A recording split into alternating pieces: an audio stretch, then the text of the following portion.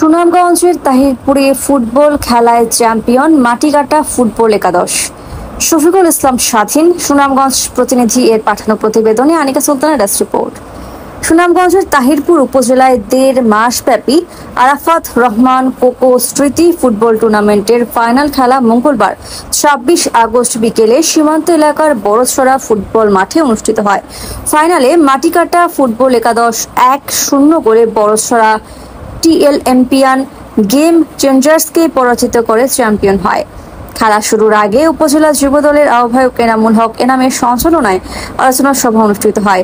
এতে প্রধান অতিথি হিসেবে বক্তব্য রাখেন বাংলাদেশ জাতীয়তাবাদী কৃষক দলের সিলেট বিভাগীয় সাংগঠনিক সম্পাদক, সুনামগঞ্জ জেলা বিএনপির আহ্বায়ক কমিটির সদস্য এবং সুনামগঞ্জ ১ আসনে ত্রয়োদশ জাতীয় সংসদ নির্বাচনে বিএনপি দলীয় মনোনয়ন প্রত্যাশী আনিসুল হক।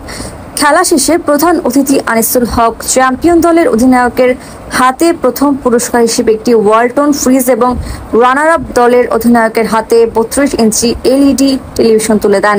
এ সময় উপস্থিত ছিলেন টুর্নামেন্টের প্রধান সমন্বয়কারী বাসির আহমেদ, তাহিরপুর উপজেলা বিএনপির আহ্বায়ক বাদল মিয়া, যুগ্ম আহ্বায়ক ও সদর ইউপি চেয়ারম্যান জুনাব আলী, মেহেদী হাসান উজ্জ্বল, একেএম নাসের উজ্জ্বল, দক্ষিণ বড়দল ইউনিয়ন পরিষদের সাবেক চেয়ারম্যান ও তাহিরপুর কয়লা আমদানিকারক সমিতির সাধারণ সম্পাদক হাজী সবুজ আলম, একই ইউনিয়নের বিএনপির আহ্বায়ক কমিটির সদস্য সচিব আব্দুস সালাম, উত্তর বড়দল ইউনিয়ন বিএনপির আহ্বায়ক হাজী নজরুল ইসলাম শাহ, বাধাঘাট ইউনিয়ন বিএনপির যুগ্ম আহ্বায়ক নজরুল ইসলাম শিকদার, উত্তর শ্রীপুর ইউনিয়ন বিএনপির যুগ্ম আহ্বায়ক মুশাহিদ আলম ও ফারুক আহমদ।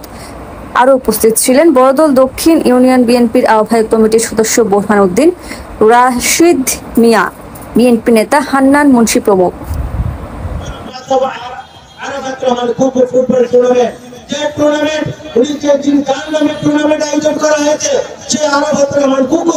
বাংলাদেশের একজন বিশিষ্ট ক্রীড়া সংগঠক ছিলেন, যা আমরা ইতিমধ্যে জেনে গিয়েছি। কিন্তু বৈষম্যের শিকার হয়ে বিগত 17 বছরে বিগত সরকারের ফ্যাসিস্ট আওয়ামী লীগরা উনি নির্যাতিত হয়েছেন, বৈষম্যের শিকার হয়েছেন, উনি সুচিকিৎসা পাননি, উনিকে নির্যাতন করা হয়েছে। আমরা আজকের এই বিশেষ দিনে আমরা সেই স্মৃতিকে স্মরণ করছি এবং উনার রুহের আত্মার মাগফিরাত কামনা করছি। উনার মতো যারা ক্রীড়া সংগঠক সহ বৈষম্যের শিকার যারা বিগত দিনে নিহত হয়েছে, সকলের রুহের মাগফিরাত কামনা করছি। সম্মানিত অতিথিবৃন্দ, আজকে জানি আমরা আরাফাত রহমান কুকু এবং আমাদের প্রিয় নেতা যিনি আগামী দিনে বাংলাদেশের প্রধানমন্ত্রী হবেন জনাব তারেক রহমান।